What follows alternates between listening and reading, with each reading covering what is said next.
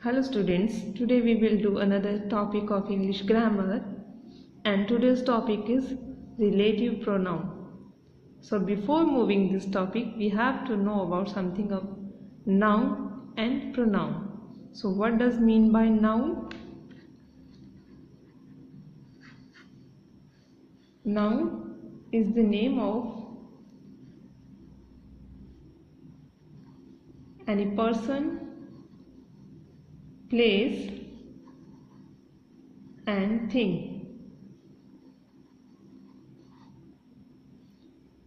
Noun किसी भी व्यक्ति, स्थान और जगह के नाम को कहते हैं। Like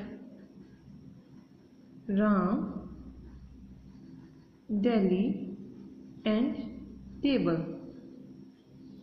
Ram is the name of any person, Delhi is the name of any place and table is the name of a thing.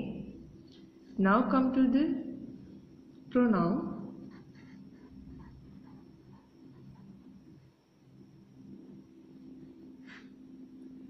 Pronoun are those words which is used in the place of a noun.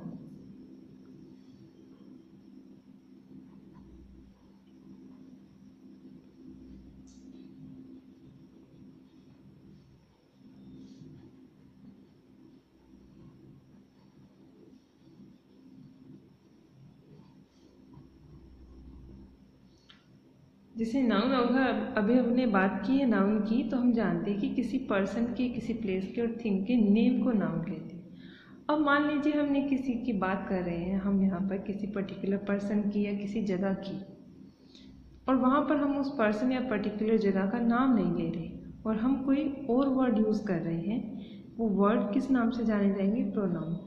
जैसे ही, she, his, हर। जैसे हम किसी के बारे में बात कर रहे हैं तो हम ये बोल रहे हैं यह है, वह है, इसका, उसका। तो means we are not talking about the name of any particular person, but हम किसी की बात कर रहे हैं। तो यहाँ पर जो वर्ड्स यूज होंगे किसी पर्सन के बारे में बात करने के लिए, there are known as pronouns. Now come to the relative pronounce.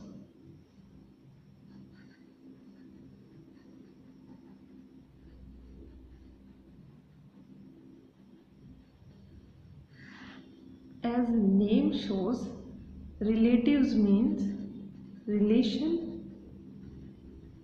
between two statements. ये वो वर्ड्स हैं जो किन्हीं दो स्टेटमेंट्स के बीच में रिलेशन को डिफाइन करते हैं या रिलेशन क्रिएट करते हैं।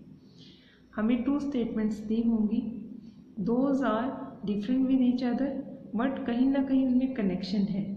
वो कनेक्शन बनाने के लिए हम जो वर्ड यूज़ करेंगे उसे हम रिलेटिव प्रोनाउन के नाम से जानते हैं। लाइक एक पर्सन है, ही इज माई अंकल, और सेकंड है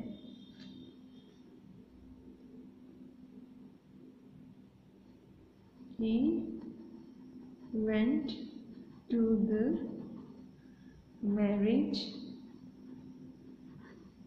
yesterday.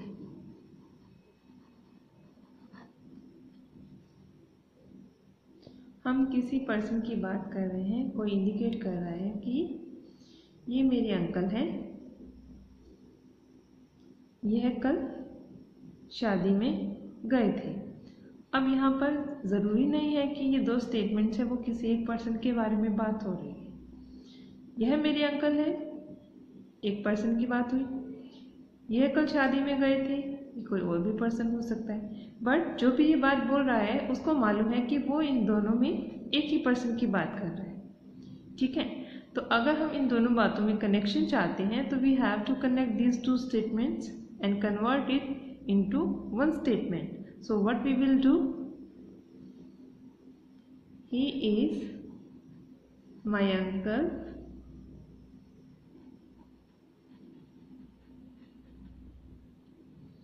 who went to the marriage